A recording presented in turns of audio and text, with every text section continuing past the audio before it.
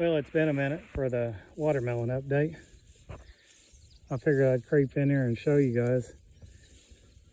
This patch is in some spots waist deep.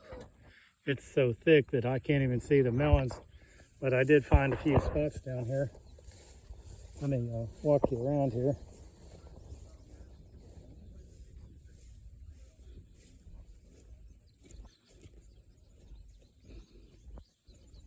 Now you can see just how thick this is. I'm afraid to thin it out along this fence line because I did a minute ago and ended up having to give the girls a treat. But yeah, you can see how thick it is. There's melons in there. They're just shaded underneath the canopy, but they're still getting ripe. I'm gonna get down there here to where tomorrow we're gonna make an incursion into here to see if some of these are ripe. Yeah, see, I was chopping the vine back and accidentally chopped the vine that was supporting that little melon. But you can see right in here, there's like 4 to 5 melons right in that little area that are really nice and healthy looking. What I'll do is I'll put a ladder and we'll get on both sides of the fence. There's one hanging out there. There's one hanging out there. But I'm going to poke around along this fence line, because if there's anything growing along the fence line, I'm going to leave it.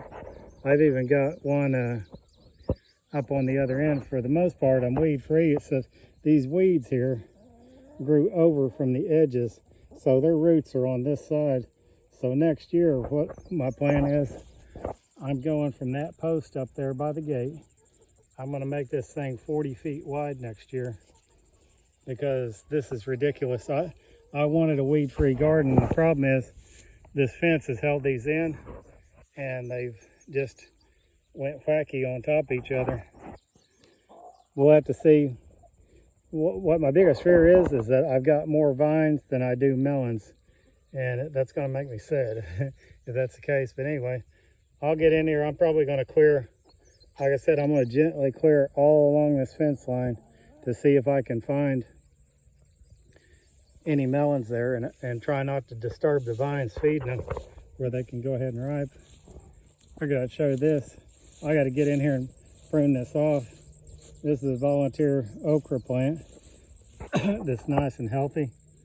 I got to get in there. I'm going to trim some of the okra off of it, and then now that I know it's here and established, I'll start getting the okra off of it. Same thing over there. That came up on its own. That wasn't planted. I like to let 1 or 2 of them go out to seed every year. As you can see, it's got blooms on it now. Anyway, like I said, we'll have to see how many melons we get out of our first little foray. I see a melon down here that's been split open, probably from the heat, or it's not getting enough water. Anyway, that's it for now.